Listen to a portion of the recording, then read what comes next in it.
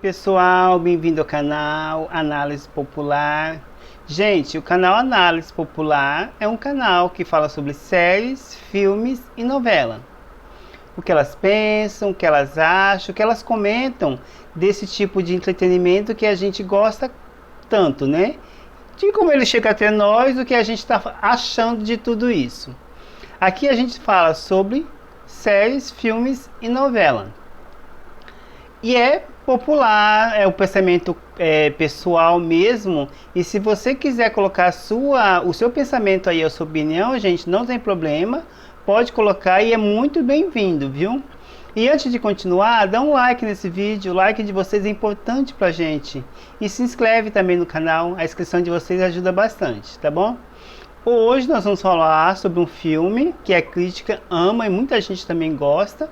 Eu acho até um filme interessante, chamado Duna. Hoje nós vamos falar especificamente do Duna 2, né? Agora, ano de 2024, acabou de lançar o Duna 2. Inclusive, eu fui assistir ele no cinema, gente. Eu sei que o cinema ele já não tem mais aquela força que ele tinha antigamente. Cinema que eu falo físico, viu? Não em relação à arte, ao que é produzido pelo cinema, pelo quem trabalha o cinema. Mas, por exemplo, a sala que eu fiz estava bem vazia mesmo. Inclusive, a título de curiosidade, aquele filme das Marvels, não tem? Que saiu até pela Marvel, dizem que no cinema foi um fracasso. Só que é o filme mais assistido no streaming.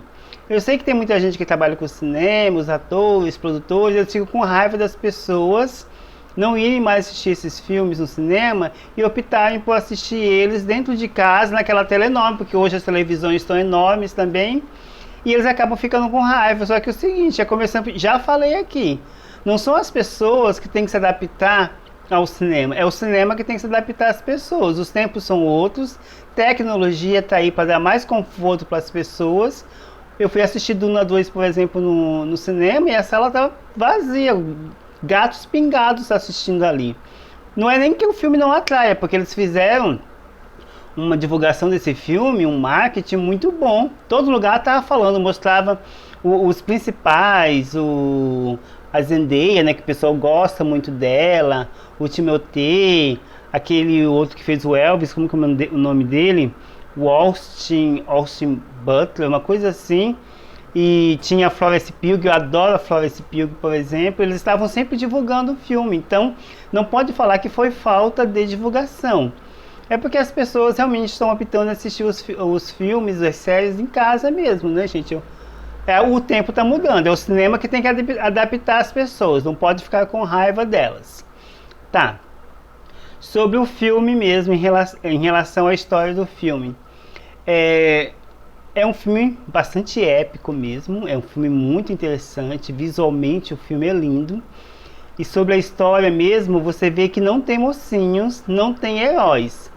O Paul, por exemplo, que é o personagem que é o principal, né, do Timothée, por exemplo, você percebe que ele não é um herói, que ele não é um mocinho, que ele não é um bom moço. Ele é tão vilão quanto os outros. Se você for assistir o filme, você vai perceber isso, que a crueldade que ele condena nos outros, que ele diz que os outros têm, também é a mesma crueldade que ele comete contra as outras pessoas. Só que é igual a pessoa cruel, né? Ela vai encontrar uma justificativa para a sua crueldade, mas não a justificativa para a crueldade do outro. É essa a ideia mesmo. Inclusive eu estava até vendo algumas pessoas que têm esse mesmo pensamento. Ele não é herói, ele não é mocinho, ele só é mais um vilão que está de um lado, que está ganhando a guerra. É isso que está acontecendo ali mesmo. O filme, ele é muito lindo visualmente, ele é deslumbrante, gente. Não tenho que reclamar da técnica daquele filme. Se alguém estiver reclamando da técnica daquele filme, é porque a pessoa está viajando na maionese, porque visualmente o filme é lindo. Os efeitos sonoros do filme são encaixados perfeitamente. Não tem como alguém falar que os efeitos sonoros, que a música escolhida não está relacionado ali. Tá totalmente, tecnicamente, O filme é perfeito. Talvez seja isso que a crítica gostou mesmo, porque ele tem fotografias maravilhosas. A fotografia do filme te encanta, a forma como é tudo muito filmado, é uma arte pura. O filme é um show de arte, só que nós estamos falando de cinema, nós não estamos falando de olhos sobre tela.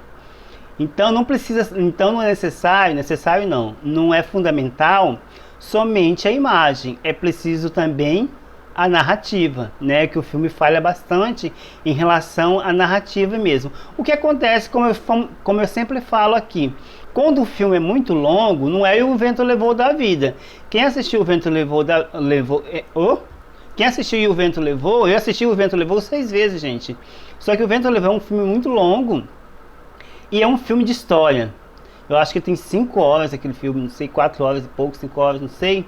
Só que são 5 horas de história E o Vento Levou. Ele não fica te enrolando, não fica te colocando cenas aleatórias ou cenas que podem ser descartadas, que você sente nesse Duna 2 que tem cenas que podem ser descartadas. Mas eles preferem colocar um filme longo para trazer aquela ideia de que a narrativa está sendo muito bem contada, de que a história precisa desses detalhes e na verdade ela não precisa. Entendeu? O filme peca muito em relação a isso. E a crítica pode ter gostado muito é por causa da arte que esse filme representa. Ele mostra, ele é formidável em relação a isso. Peca um pouquinho na história. Ele fala sobre controle religioso, o filme, se você for perceber isso, e é aquela história, né, de que a sua religião é mais importante, que a sua religião é a verdadeira e fica essa disputa. Inclusive, o filme tem essa fotografia maravilhosa mesmo, a imagem que mostra do filme realmente é incrível, só que assim, véus balançando no vento, numa duna, né, num território de areia, foi utilizado até pela Anitta e pela Pablo Vittar no clipe delas, então não é nenhuma novidade. Só que assim, tem uma parte do filme, por exemplo, que você vê a grandiosidade do controle nas pessoas, porque são pessoas que são controladas, que são manipuladas e que são alienadas por uma casta superior mesmo, né, principalmente direcionada a algum tipo de religião. E você percebe que tem uma parte no filme, por exemplo, onde eles mostram o personagem que é o sobrinho daquele imperialista, que eu esqueço o nome dele, é do Austin Butler que interpreta ele.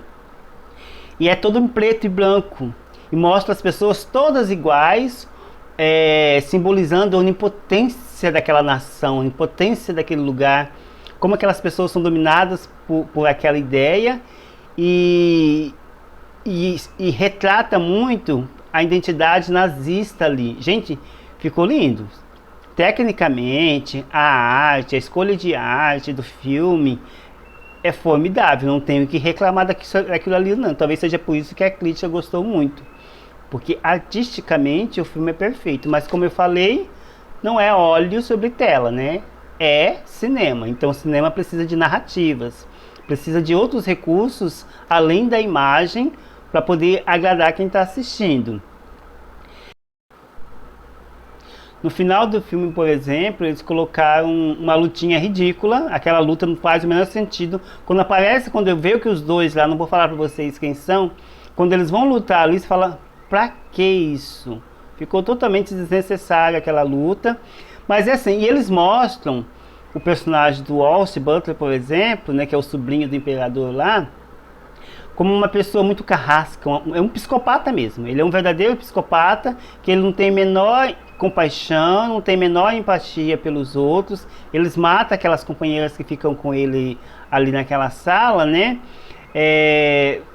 Sem menor pudor, sem pensar para elas, eles não passam de um objeto inanimado em algum lugar ali, que foi feito só para ele descarregar algum tipo de frustração ali.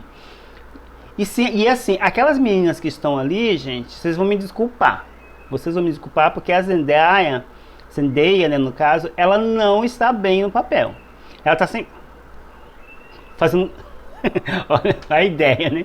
Fazendo caras e bocas durante a interpretação dela, gente. Não ficou bom. Porque ela tá sempre aquelas caras, aquela cara assim de que com raiva, não tem? Aquela coisa de ator bem amador mesmo. A interpretação da Zendaya não ficou boa. Aquelas meninas que estão ali com eles, elas são bem melhores. E olha que elas aparecem ali em segundos, em 20, 30 segundos. Você percebe o medo, você percebe a angústia, você percebe o desespero no olhar delas, em poucos gestos, sem falar nada. Dá uma agonia de ver, gente, a cena que elas estão ali junto com esse pessoal. São muito boas aquelas atrizes, não sei quem são, infelizmente, né? Porque já que não são nem coadjuvantes, são esses elencos de apoio, como que é o nome que fala? Esqueci o nome, gente. Elas são muito boas, aquelas meninas, viu? A Zendaya, por exemplo, é um personagem que te cativa. Por mais que a interpretação da Zendaya não esteja lá essas coisas, mas ela te cativa por quê? Porque ela é a única que não é dominada pela religião. Ela tem o seu pensamento próprio. Você percebe isso? Ela é a única. Em todo o filme, é interessante. E ele sabe que através dessa religião, desse domínio, desse pensamento, eles conseguem dominar toda a nação, todas as pessoas mesmo, né? O que acontece hoje, não é diferente do mundo atual que a gente está mesmo. Se você quer controlar alguém, é só começar a falar de Deus para eles, porque mesmo que você não acredite em Deus, comece a falar de Deus, as pessoas vão te seguir. A mãe do Paul, por exemplo, do Timothée, e aqui eu não sei o nome dos personagens mesmo, e aquilo ali me incomodou um pouco, porque eles chegaram no lugar, né, e as pessoas não tinham receio por eles estarem ali, porque não fazia parte da mesma cultura, e logo ela se tornou uma sacerdotisa, uma pessoa muito importante, alguém que eles estavam seguindo, que do nada, aquilo ali me incomodou um pouco, assim, porque do nada a mulher virou um símbolo religioso para as outras pessoas que estavam ali. Não sei se eu perdi alguma coisa ali, que foi muito rápido essa ideia de sacerdotisa principal, aquilo ali me incomodou um pouco.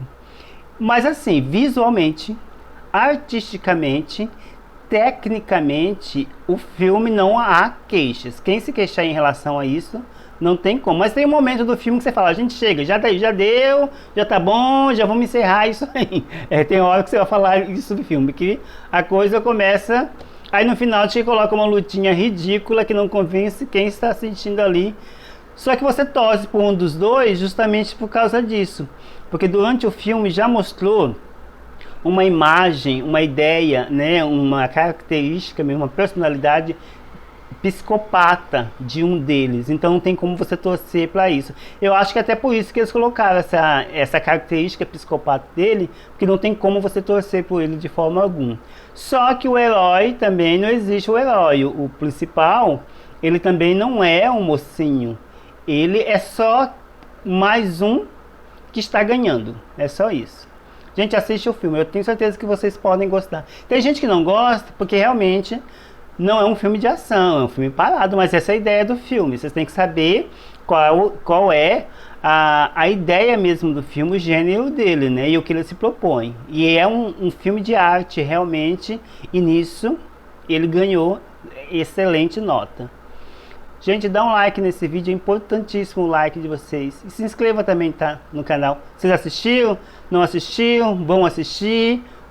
Porque tem gente que não gosta de Duna, que eu conheço, que não quer continuar assistindo, justamente por essa falta de ação que tem o filme. Mas é muito bom, gente. O filme é muito bom mesmo. Beijo.